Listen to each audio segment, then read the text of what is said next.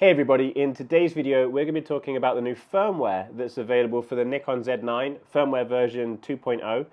I'm going to talk to you about what's new, what's changed, and some things that I like and some things that I don't like. So first of all, there's a lot that's changed in firmware version 2. This is probably the biggest free firmware update I've ever seen. I'm happy to be wrong on that if there's so other updates for other cameras that have been incredibly large as well, but there's a lot of extra stuff that's been thrown into the camera. I'm going to take you through some of those things, show you what they look like on the back of the camera. I've got my Z9 running into an external recorder, so you'll be able to see what I'm talking about, and I'll put that over here somewhere on the side of the screen as well. Lots to cover, so let's get started. Everybody knew that this big update was going to include the ability to shoot 8K at 60 frames per second, and it was always kind of pipped as being a video related update, but there are actually a lot of things that have changed in stills. So I'm going to split this video in two. We're going to talk about the stills features that have changed, and then we're going to talk about the video features that have changed as well. A couple of things that are worth mentioning first. Now, you have to keep in mind that when you do the firmware version 2 update, it does take a long time, a surprisingly long time. Please don't turn your camera off whilst it's doing the firmware update. I have updated maybe about 3 or 4 cameras, and I've pretty much seen that they all take over 6 minutes to do the firmware update. In most cases it was about 6.5 minutes. So do be prepared to leave your camera for over 6 minutes. If it's not done in 3 minutes, don't turn the camera off, leave it on, it's still working its way through. So the firmware update does take a lot longer than you may have seen from other firmware updates in the past that take like a couple of seconds. So it does take a lot longer. Please do be a little bit more patient with that. Obviously, I'm talking to you about the firmware update right now. You can't download the firmware right now. The firmware will be available on the 20th of April. So on the 20th of April, you will be able to go and download it. I'm giving you a preview, talking you through some of the new features and answering some of your questions over the next few days. On the 20th, the firmware is available to everybody for free. You'll be able to download it from Nikon's website. Once that's on the website, I'll put a link in the description below. So you'll be able to find it there if you want to come back here and find it, but you should be able to find it on the Nikon UK website. But please be aware that you can't download the firmware just yet. That firmware will also be downloadable via SnapBridge, but just keep in mind that SnapBridge firmware doesn't always launch on the same day. So when it comes to stills photography, there's 2 real big standout features really. The first one is what Nikon are calling pre-release capture or pre-capture, depending on what you want to call it. And then the second one is new autofocusing areas.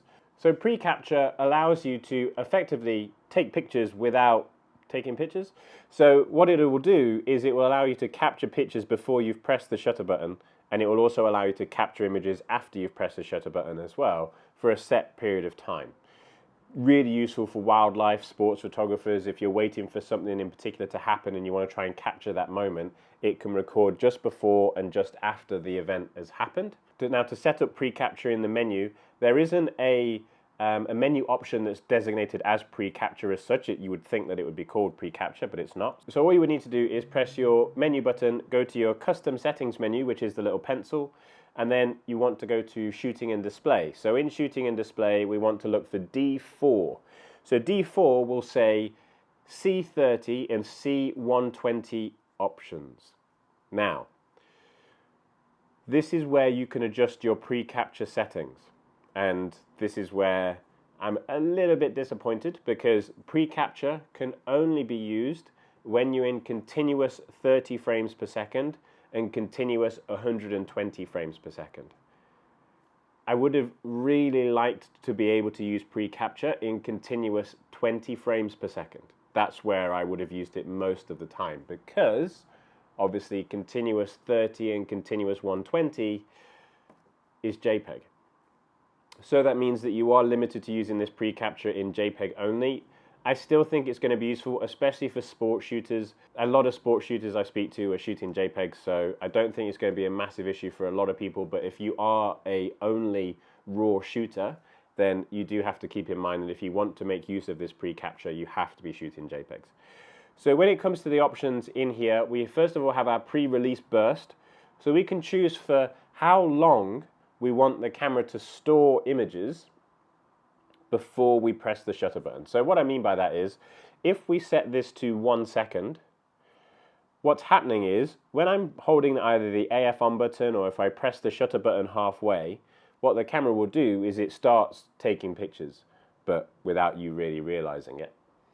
And then when you press the shutter button to confirm that you want to take a picture or you want to store those images, if you have it set to 1 second, everything that's happened 1 second prior to you pressing the shutter button fully will also then be saved. It'll also then be recorded. If you'd set that to half a second, everything prior to you pressing the shutter button fully would have been captured for that half a second before, and so on. Personally, I think if you wanted to make most use of pre-capture, you would be using this around about 1 second beforehand, so it gives you the most images. You can also then choose how long you want your camera to shoot for after you've pushed and held the shutter button down. So you might just want to continue shooting for 3 seconds, or you might want to continue shooting for 2 seconds, and so on. But you have the choice. Personally, I would set this to max. Max will then just allow you to continue shooting until you fill your buffer, or until you just let go of the shutter button. So it's entirely up to you. But fundamentally, this pre-capture allows you to record images before you press the shutter button and after, whilst you're holding the shutter button down as well, in one single sequence at 30 frames a second or 120 frames per second. Now, in terms of what pre-capture looks like on the back of the camera, I actually quite like how Nikon have implemented the pre-capture display. So if I just turn my camera to 30 frames per second, as you can see, my camera's in 30 frames per second here, and then in this right-hand corner, just below where it says normal JPEG in FX, there's a little pre-capture symbol. And when I then activate autofocus, you can see that I have this little green dot that appears. Now I can either activate autofocus by using the AF on button, or I can activate the autofocus by half pressing my shutter button. But effectively, once I ask the camera to focus, or once I press the AF on button, or once I half press the shutter button, the camera then gives me this little green dot. That symbolizes that the camera is pre-capturing. It's recording that 1 second before, and it's a rolling 1 second.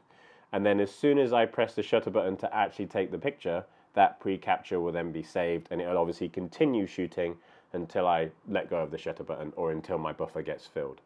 So when I let go of the AF on button, that pre-capture button then disappears again. But that little icon in the corner, I think, is a really good implementation to show you when it's capturing, when it's not. But as I mentioned, pre-capture is only available in 30 frames or 120 frames per second. That's the only thing I'm a tiny bit disappointed about. If you're a JPEG shooter, then it's not going to be a problem, and I do think it'll be really useful for a lot of people. The second thing that affects stills photographers, also is usable in video as well, are the new auto-focusing area options. So the headline is 20 new auto-focusing areas that are selectable or customizable. But really, you have two options that you can customize, which are C1 and C2. If any of you have ever used the D6, this is exactly what the D6 had, where you had the option of making a custom auto-focusing area called C1 or C2. So we have these custom focusing areas. You can choose from 20 different shapes or sizes of patterns, and those 20 different areas can then be saved to C1 or C2.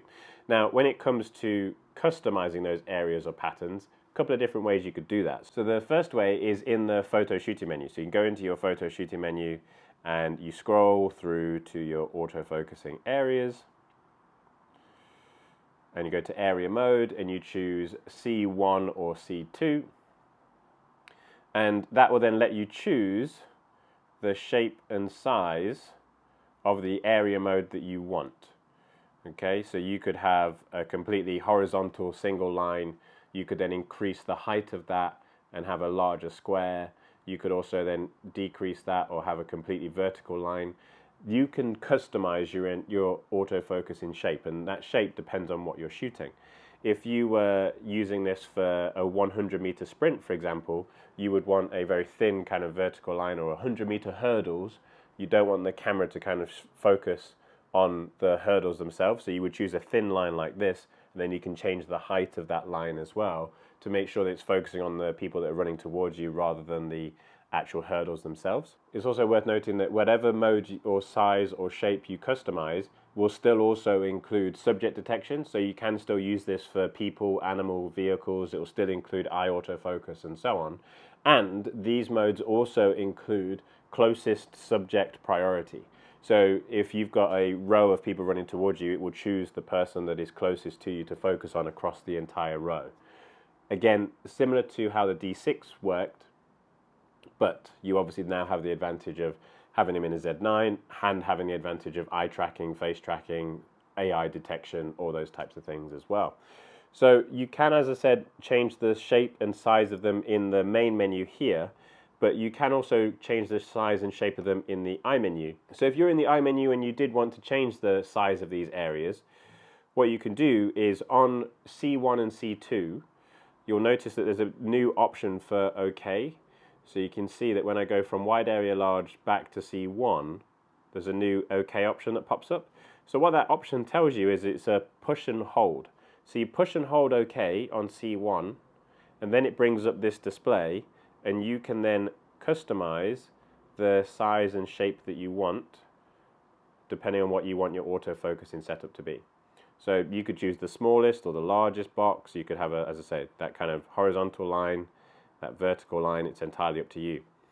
It's worth noting that this is the only way that you can get a single point that has subject detection. If you wanted that, it's entirely up to you. This is all about your customization, and I know there'll be a lot of photographers out there that do loads of different styles of photography that will come up with what different boxes work best for them and so on, and I think it'll just come down to your use case and how you use your cameras. But keep in mind that you can store two of these. So let's say, for example, I wanted to store a single point, and I could then go in and customize C2. And let's say I might want my C2 to be like a larger square, something like that. And then I can then choose between C1 and C2, just on the back of the camera like that. But they will have, as you can see at the top of my screen, they will have subject detection built in, so they're still looking for animals, people, vehicles, and so on, which is really cool, I think. But those, don't think that you can access all the 20 options at the same time. You can quickly change between two of them. So you can quickly change between C1 and C2.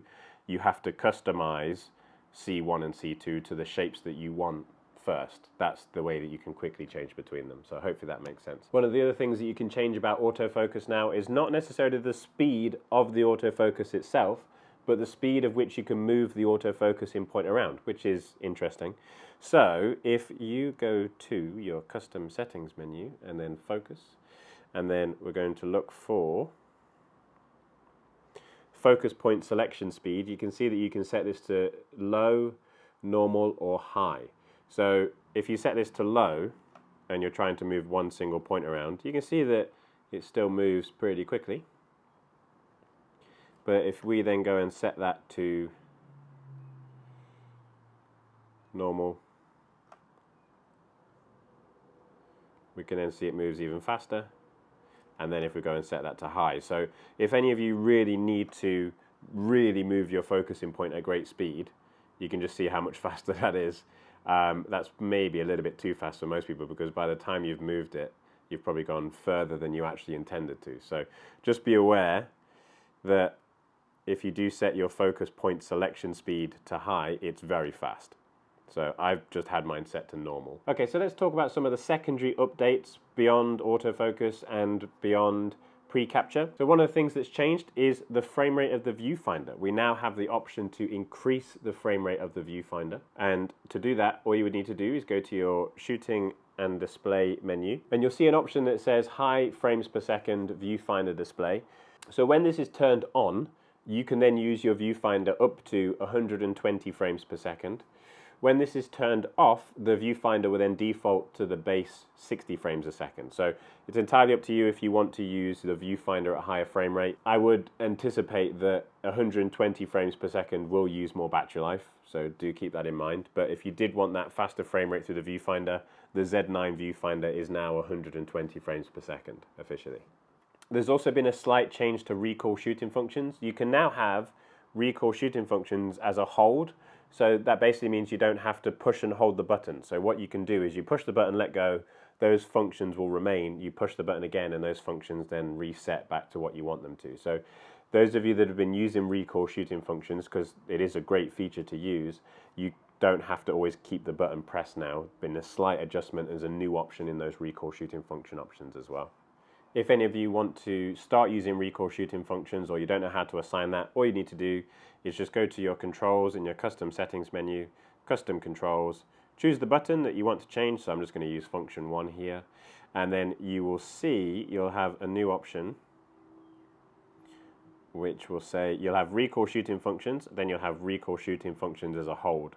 That hold function is what will really allow you to switch from one set of settings to the other. And you press the button, switches to those settings, let go, press the button again, and it switches back to the previous settings you were using before. So a really quick way if a photographer just wants to jump between two settings and not have to hold a button all the time, because with the previous recoil shooting functions, you just had to hold that button to keep those functions enabled.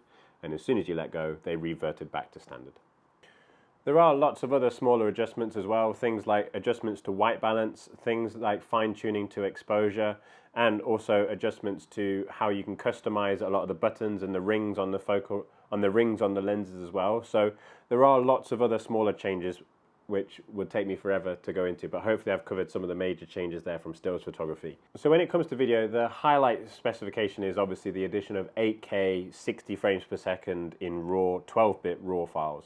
Just a clarification, or just to run you through what that looks like on the back of the camera, because there are some new additional options. So in the video recording menu, we now have the option to go to video file type, and you'll see that you'll have two new file types.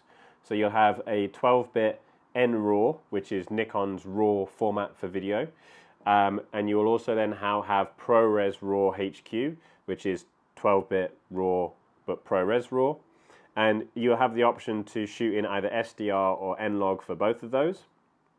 You still obviously have the traditional ProRes 10-bit and the other 10-bit options if you wanted to choose those, but the firmware will add in the ProRes RAW HQ, and it will also add in that NRAW 12-bit. Do keep in mind you can't shoot the same resolutions with 12-bit NRAW as you can with ProRes RAW. They're different. So if I choose NRAW at 12-bit, and then I go into frame size and frame rate, so you'll see that I can shoot up to 8.3K at 60 frames a second, 8.3K at 50, 30, and so on.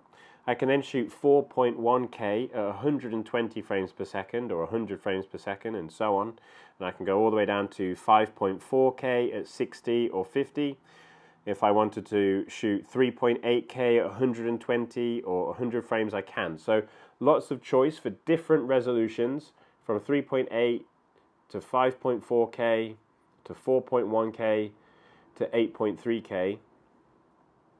I can do that in different resolutions and different frame rates, and that's all in, as you can see at the top of the screen, 12-bit NRAW.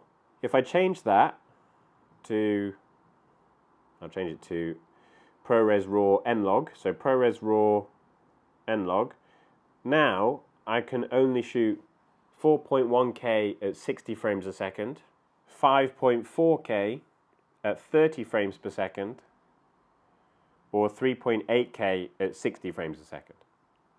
So I want to be really clear on these are the frame rates and resolutions that you can record in ProRes RAW, and then these are the frame rates and the resolutions that you can record in NRAW, and then obviously we can go up to 8.3K at 60, 50, and so on. There are a couple of things to keep in mind with NRAW, because it's a Nikon format. Not many pieces of software support NRAW right now. The main one is DaVinci. So DaVinci Resolve will allow you to edit NRAW video files if you wanted to use that. DaVinci Resolve will support NRAW on Intel-based PCs and Intel-based Macs.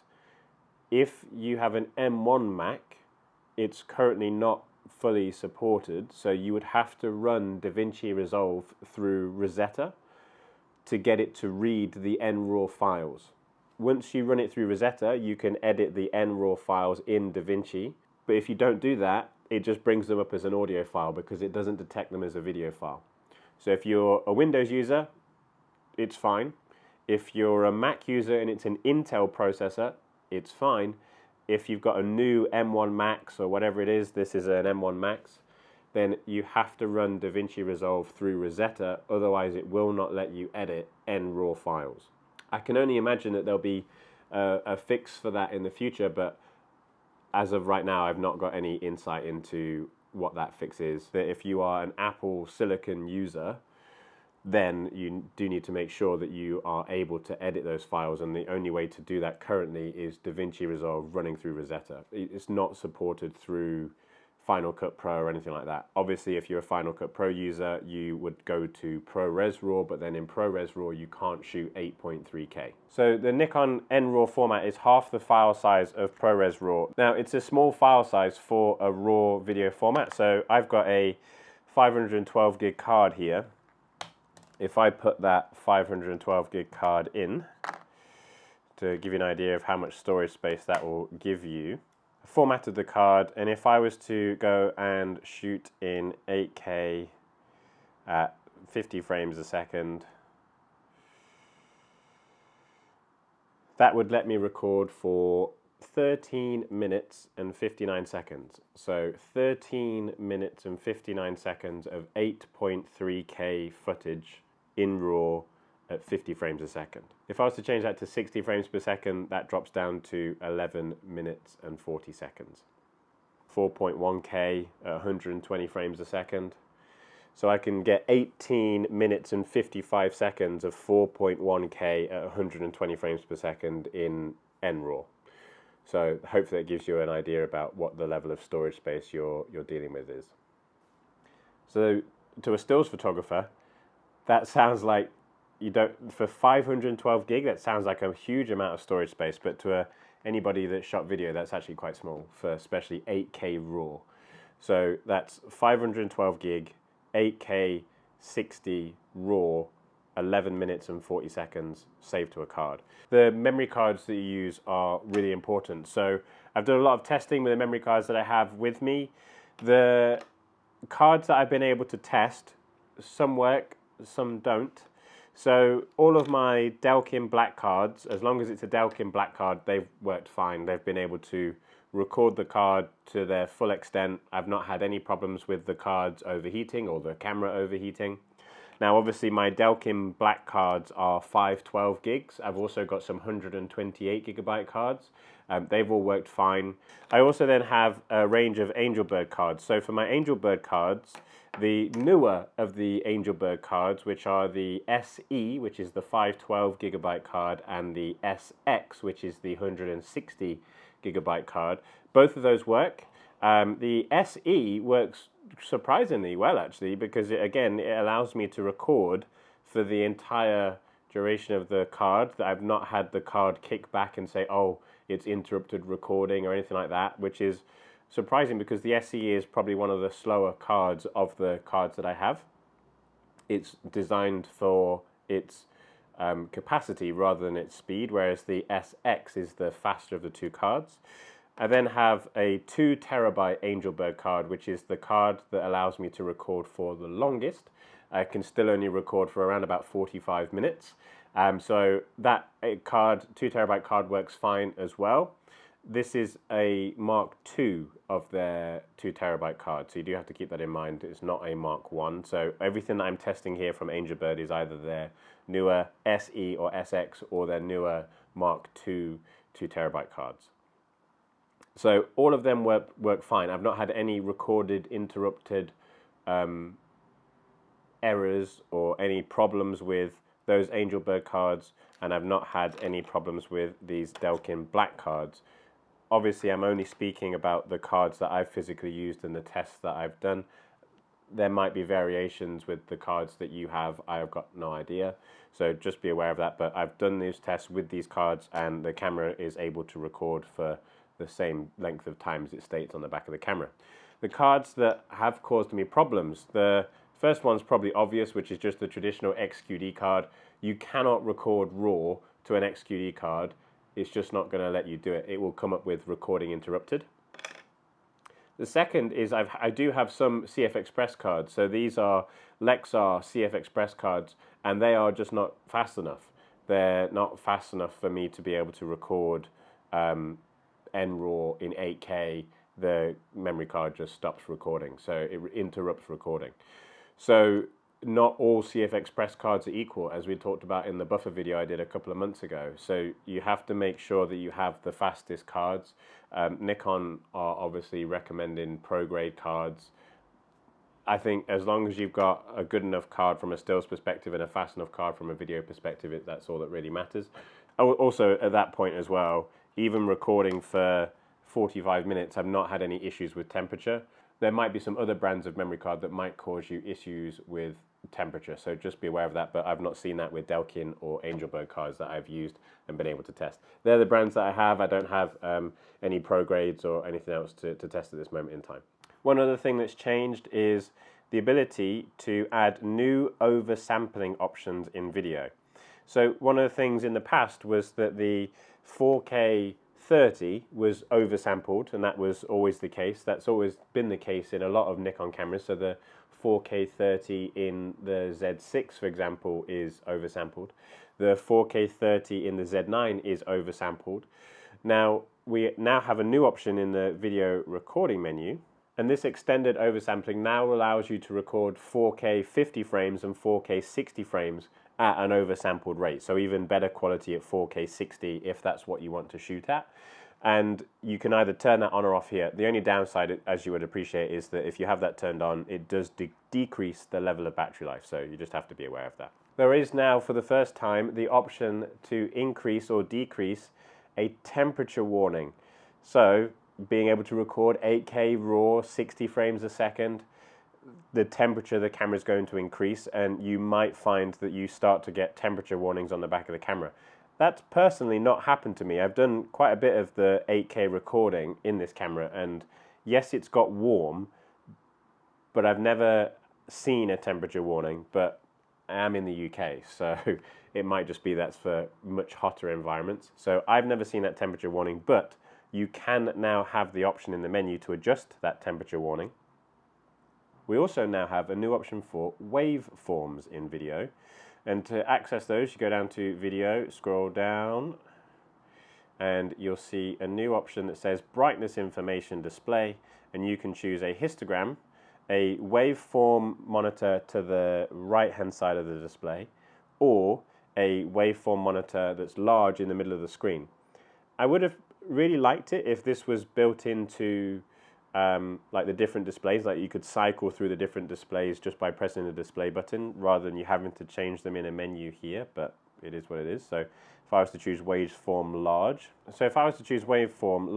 you can then see that as I move my camera around, you get this nice waveform display in the middle of the screen, and I can then change that back to the waveform in the corner of the screen. There are a couple of other smaller changes in video as well. So the first one is we can now change our ISO with a much finer control. So you can change it in sixths of stops rather than thirds of stops. So if you wanted to make small ISO adjustments, you can see that my ISO is increasing by sixths rather than by thirds.